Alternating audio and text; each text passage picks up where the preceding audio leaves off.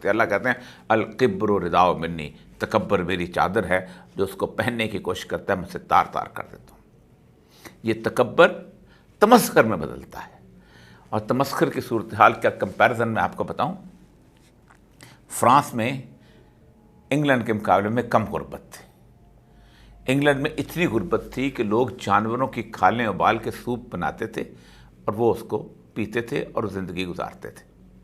Will डुरेंट की एक किताब है हेरोज ऑफ द हिस्ट्री, उसके अंदर वो बहुत खूबसूरत तरीके से उसको बयान करता है कि इंग्लैंड की गुर्बत के मुकाबले में फ्रांस की गुर्बत बहुत कम थी, लेकिन फ्रांस के अंदर हुआ ये कि इंग्लैंड के अंदर उसके जो गरीब लोग थे उनका तमस्खर उड़ाने वाला कोई मौजूद नहीं था।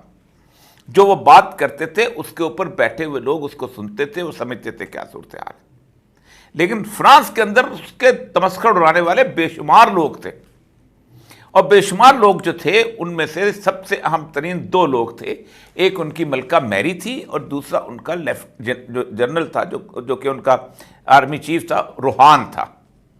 मैरी ने कहा था, उससे पूछा गया कि लोगों को रोटी नहीं मिल रही, तो उसने कहा ये केक क्यों नहीं खाते।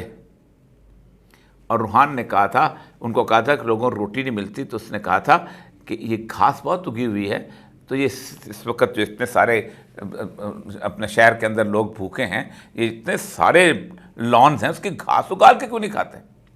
आपको शायद तारीख एक तो फिर याद करा दूं कि जब लोग अपना तमस्खर ज़्यादा देर बर्दाश्त नहीं करते तो फिर खड़े हो जाते हैं।